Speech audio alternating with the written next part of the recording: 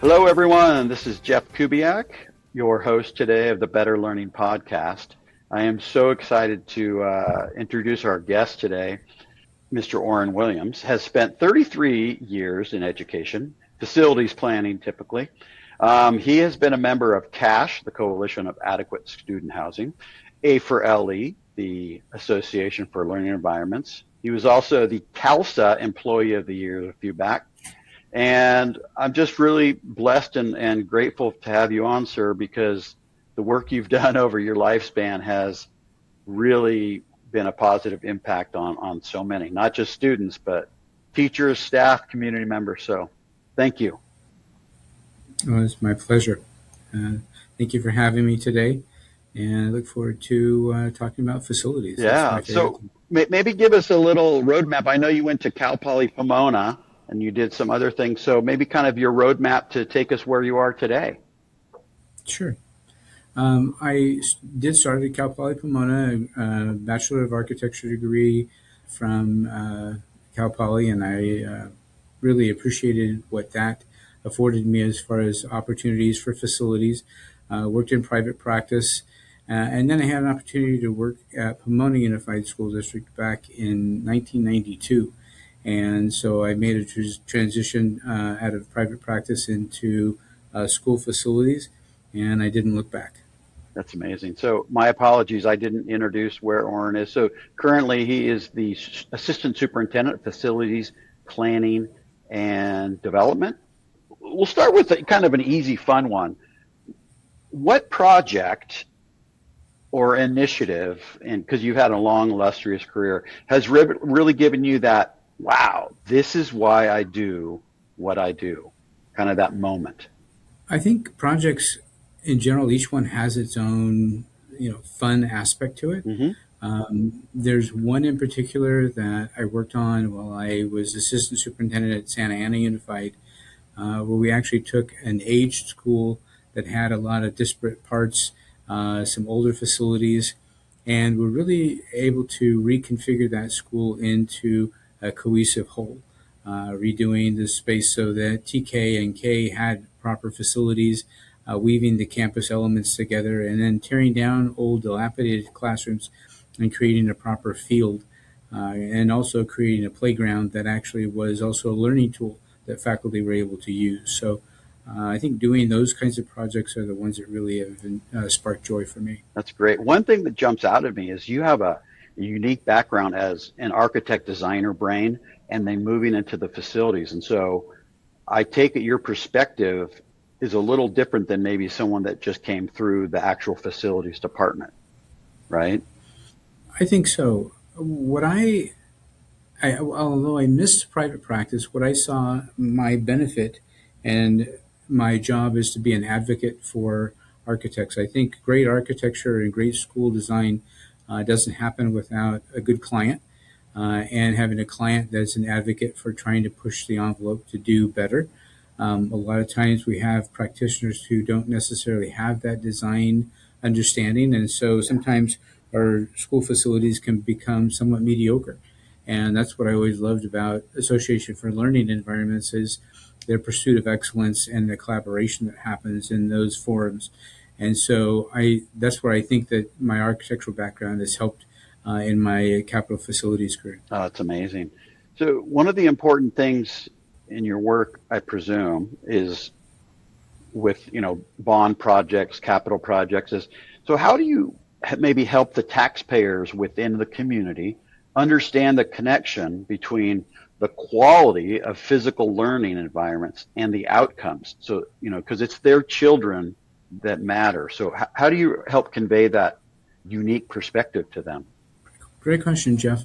One of my favorite examples of that is I had a naysayer on a bond oversight committee, and she said, "I'm not for the bond. I don't think that what we're doing is the right use of funds." And yet we were able to take her on tours and give her slideshows and talk her through the thought process of what we were doing and why we were doing it, making facilities and environments where students were inspired to come to school, but they couldn't wait to get to come to school. And especially for underserved students who don't have a great home life and maybe don't have a great home environment, the school is their only opportunity really to kind of to express themselves and feel valued. And having students come out of a facility that you just opened to say, I'm changing my schedule so I can be in this facility all day long, because they were so impressed and inspired and thankful that somebody cared enough to provide something for them.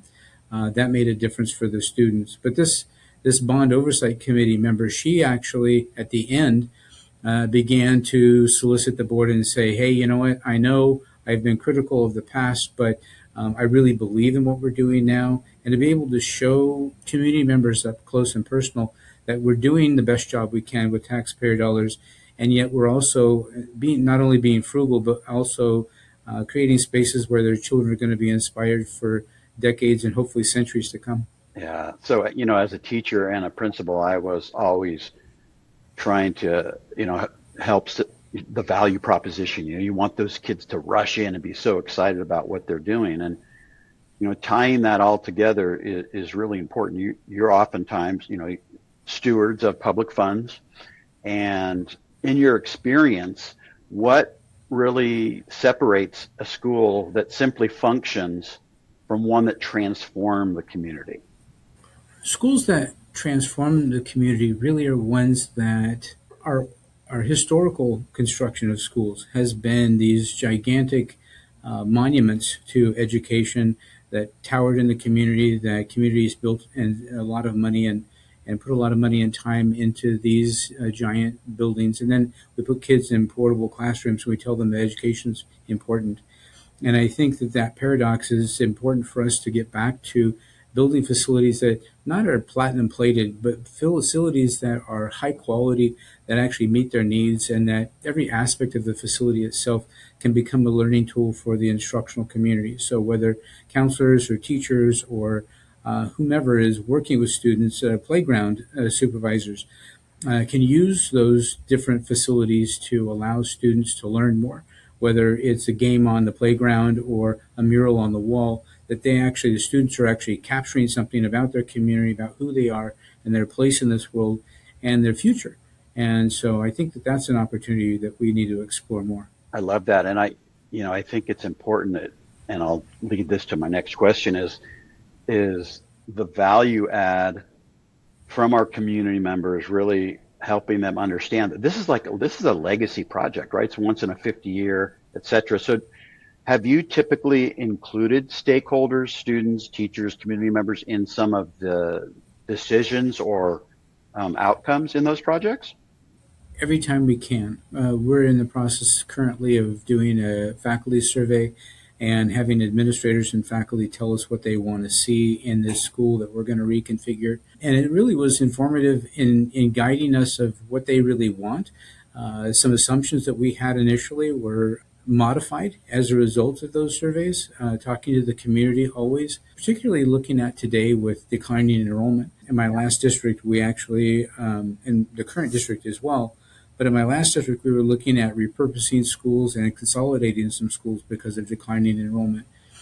And as my colleague Jeremy Kogan from Santa Ana says, we go through the stages of grief when we talk to community members about these things, and really getting them to understand that change is hard. But as we walk them through and answer their questions and being open and transparent and fully honest about what our intentions are, even the hard things really sometimes become easier when they know that you're not trying to pull the wool over their eyes, and they begin to engage in those conversations about why. And at that time, once they start negotiating with you about the terms, then you realize that, okay, they understand the logic of it as well. Because a lot of times as a facilities practitioner, we deal with the logic of things, but we don't necessarily delve into the emotional aspect of it. This is my mother went to this school, and now you're telling me that we're going to do something with it that's different than it's been for the last 50 years. And so that emotion is really what we have to tap into. And I think, as if someone is grieving, deal with them on that level, and then continue to nurture and ask questions and then have them ask questions of you. But I think those transitions allow us to really make a difference in facilities and bringing the community along, students along. I love having student interactions because they have some of the most creative ideas sometimes. That ideas come from everywhere, and we Yeah. need to be open to all of them. Well, that's such a salient, strong point. So then, taking that, then how do you balance the financial realities because costs of construction and everything are going up so high with the true desire to impact those student experiences? Always trying to not overpromise. We want to underpromise and overdeliver. Okay. But I think the beauty of it is those of us who've been in the industry a long time and then surrounding ourselves with high quality consultants really makes a difference in being able to provide answers or material to the community to where you know that you can actually deliver some of the things that you were promising. And again, honesty and being forthright with the community is everything. Once they believe that you are going to do what you say, we actually are having a situation like that now with the new school that we're in the process of constructing. The community members had, for 10 years, been kind of put off and didn't believe that this school was ever going to happen. Mm. But that consistency and that honesty allowed them to build trust in what we were telling them. And today, at Christmas, I actually got a Christmas card from one of the ladies who, again, was a detractor from this district because she was very thankful that, we're actually doing what we say. And I think that's the most important thing that we can do is if we can't do something, be honest and open about that early on as well and say, if I had more money, I would do it. Right. But here's why, and here's the limitations of why. And then reasoning with people. People want to solve problems and they just need to have the parameters to be able to understand why you're doing what you're doing. Yeah, that's such a great thought about it.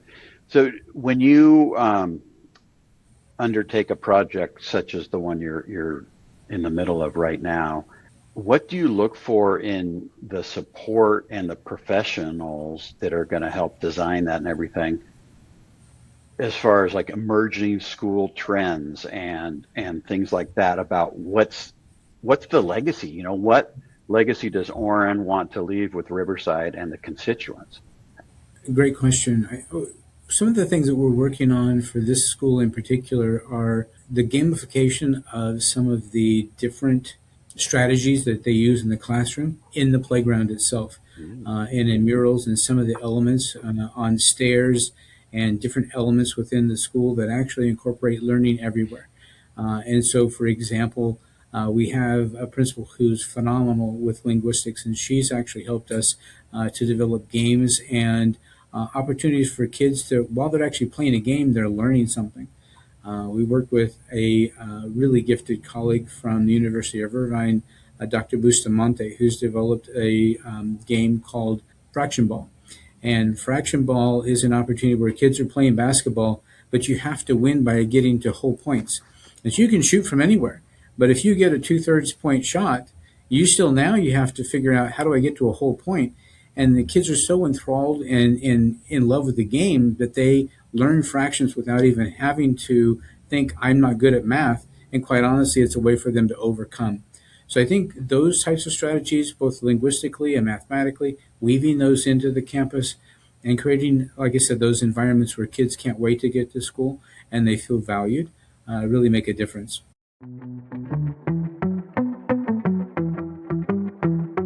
When we work with schools at K 12, it's not just about furniture design, it's about impact. Our radically student centered approach puts students at the center of every decision. From that first conversation to the final walkthrough, we're focused on creating spaces that actually work for the kids, the teachers, and the community. So if you're looking to do more than just check a box on your next project, let's talk. Visit K12.com. That's KAY TWELVE.com and see how we're helping schools transform learning one student at a time. Because at K 12, it's not just about projects and furniture, it's about purpose.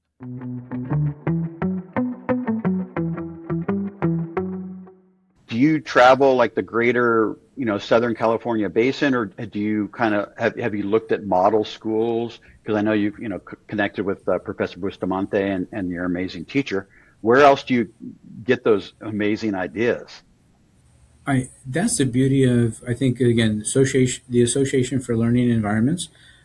Through that group, I've had an opportunity to travel to even Singapore and look at some schools in Singapore and other places throughout the world, but domestically in particular, going to other states. Mm-hmm. States like Utah, Texas, New Mexico, New England states, their schools are substantially larger and they put a lot of square footage into their schools, allowing students to have a wide variety and more creative spaces, I think, than sometimes that we do in California. And I think that those are opportunities for us to learn. And then also to learn from charter schools. Sometimes smaller schools have to use spaces 2 and 3 times to serve the same purpose. And so we're trying to incorporate some of those strategies in this new elementary school that we're building, where we're actually creating the multipurpose room that has 3 or 4 different functions, which allows us to maximize that space, because on a very small, limited sized campus and with limited funds, it's the best way to get the best bang for our buck. I think that perspective is so powerful because, a school is a learning environment. And I don't think we can close one area of learn, right? So you can learn outdoors, indoors, cafeteria, library, even the administrative office for students. And I think that's such a great perspective, like use all the square footage, right, for any opportunity. Exactly. Yeah. The office is a great place. The first thing that students see when they come in the office to be registered for school, at the school I was referring to earlier, we actually had a color board, and it was basically a game on the office wall that kids could play. So the school was built from the very beginning. When you enter the school, it's designed for students, and it's designed for faculty to be able to support students. And so it's important to be able to do that. One of the things I've always wanted to do is do a giant Lego wall on, a front office, in order to be able to, again, just get kids to get buy-in and enjoy their time when they first come to school and realize this is the place for me. Yeah. I've seen those, and they're phenomenal. So now that we have some of those ideas, what are some of the metrics or data points that someone in your position might look at or might miss that could be critical to decide on whether that project is really worth funding? I think that the biggest thing is to make sure that you're in line with the board's goals and their objectives. They've actually surveyed the community. They know what the community's expectations are, and making sure that these projects align with the district goals and our instructional focus. Make sure that we're actually delivering the products that the community and the board really want to see. And so we have a lot of communication back and forth with our board as well as with the community to make sure that we're on the right track when it comes to the product delivery. That's amazing. So kind of as your career has developed and matriculated, I'm sure you've gained so many different hats and understandings. What's something that you've maybe mastered now that you never thought or expected you would become a part of or a core to your role? As much as I love the architecture and the design of schools, I had an opportunity. So I've been to Riverside 3 different times, Riverside Unified School District. And my second time here was on a lark. My late wife had passed away. The chancellor where I was at the Riverside Community College District at the time. He was retiring, and there was a lot of change. And I ran into my old boss, and he was having a hard time hiring a director of maintenance. And so I had an opportunity. I said on a lark, I said, that sounds like a hoot. I think I would enjoy that. And he said, we should talk. And I said, I've never done maintenance. I wouldn't do that, couldn't do that. And the more we talked about it, architects are generalists. And I really enjoyed and appreciated my time in maintenance. And I really never expected that. It also helped me get a deeper understanding and come from an MOT perspective to facilities projects with a different approach and a different collaborative mentality. And I think that sometimes we lack that, and facilities and maintenance don't always see eye to eye because of budgets and because of a simplicity of maintenance, right? And so I think that was something that when I wasn't sure how much I was going to enjoy it, Mm-hmm. but I learned a lot from it, and I thoroughly enjoyed it. So when I was at Santa Ana, being over design, construction, and maintenance, it really allowed me to kind of make the family more collaborative. And all 3 directors were able to work together, I think, because I tried to hopefully weave them together like an orchestra instead of adversaries. Oh, that's fantastic. It's amazing when you cross paths with leaders that just happen to draw people to them, right? And the more experience you have in other roles can help you define what you're doing even better, right? Yeah, that's phenomenal. So, what if we move 5, 10 years ahead, you've retired, kind of doing different things. Now, what would you hope people will someday understand about the role that Orin Williams played? I hope that obviously my name will never be on a bronze plaque. All the Hey, board don't say that, members and sir. Never say never. board members and architects get those opportunities. But for me, I think that going back and hearing the users and their experiences, and that things worked out the way that it was intended, the way the designs were. Yeah. Having an opportunity to go back to a culinary academy that I worked on, different other projects that I've worked on. My daughter actually is at the same community college district where I was associate vice chancellor.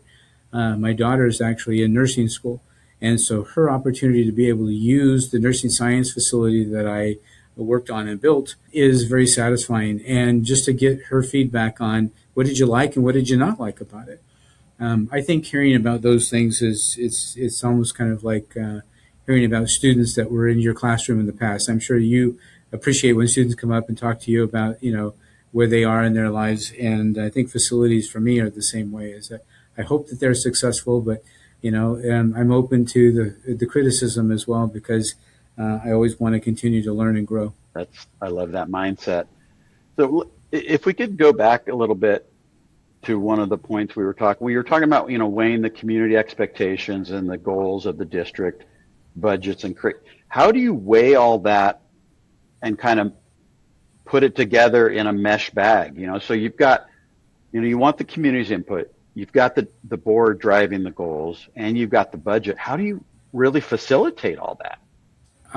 It is a very fluid exercise. Obviously, being aware of what resources you have, and then being able to. I think one of the things that we as facilities leaders must do is get better at articulating no, but not. If I could, I would, but I can't. And so here's an alternative, and coming up with creative alternatives, because budget is always going to be a driving factor for the most part. Funds aren't unlimited. But also looking at, is there a creative way of solving the problem with different materials or a different way that we haven't thought about? And again, I think that that's what, being older in your career gives you an opportunity. You've seen a lot more, and it just kind of gives you more tools to work with in your toolbox to be able to solve the problems. But I think, again, sometimes if the board really wanted a project to be a certain way and you convince them that, this is the right way to go, I've seen boards dig deep and, augment projects if necessary. But if necessary, you've also got to be willing to look at, and I don't like the term value engineering, but you have to look at areas that you need to be able to trim to be able to get projects into budget sometimes. And then you're always, strategically looking at the best time for bidding so that you get the best bids. Our new elementary school, which I was concerned about, came in on budget. And so, all the things that we had hoped to design and build into the school, will be able to do that. But that's not always the case, especially times with high inflation. So I think it's a day by day adjustment, and just being fluid and creative helps solve those problems the best that you can. Yeah. Part of the legacy and the long-term investment of a school facility is there's a lot that goes into it, right? So how do you help people understand that the long-term investment of furniture or technology or, HVAC or whatever it is, how do you convey the importance of that value? That's a good question. And I don't know we always do that as well. And so I'm going to say maybe that's something that is an area of growth for us in the industry. How do you convey to a taxpayer, hey, this school, the gas line that we're modernizing at this school is Swiss cheese because it's been corroded because it's 60 years old and it was a galvanized pipe.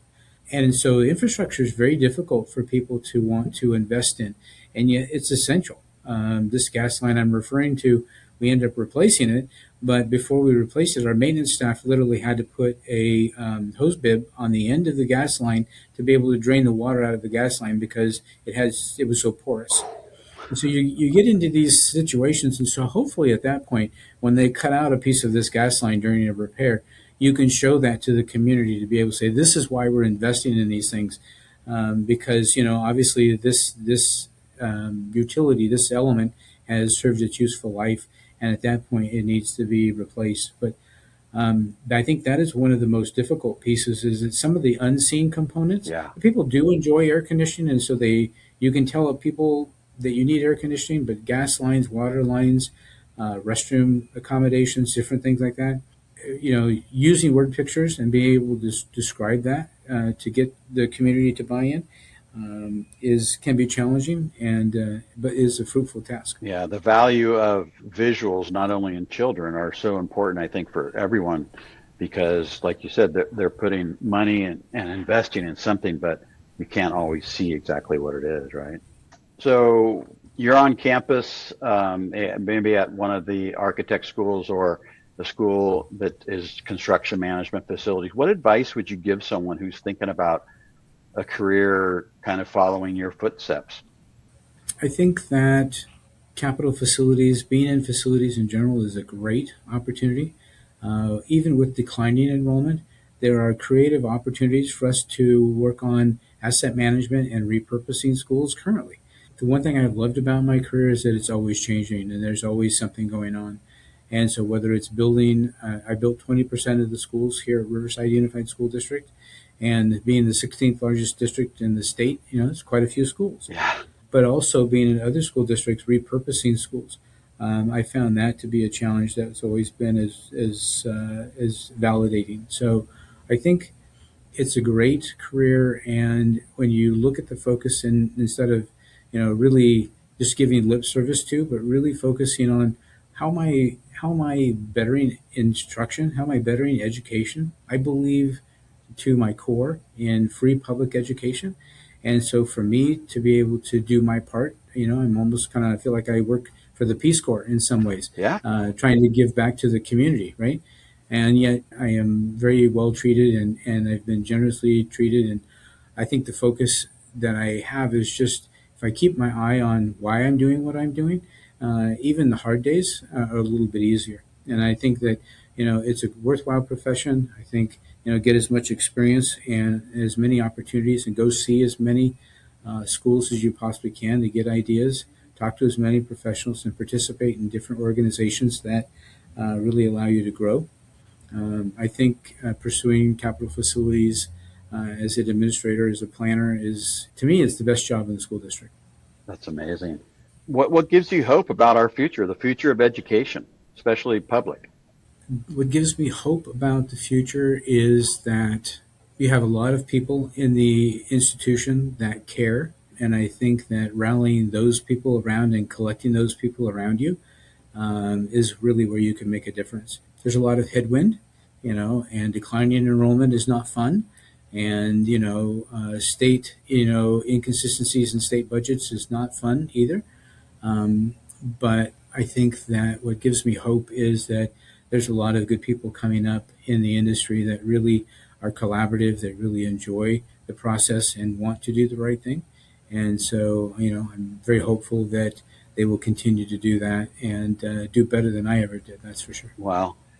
One of my hopes is that we're going to have a couple more years of Orin Williams, because I'm just blown away by the work you've done, sir. So thank you for being on the Better Learning Podcast. Those listeners, if you're new, share it with a friend. But once again, the Assistant Superintendent of Facilities, Planning and Development, Orin Williams of Riverside Unified. Thank you for your amazing knowledge, my friend. Appreciate you. Been my pleasure. Thank you. The Better Learning Podcast is produced by Matt Rogers and edited by Kelly Jones.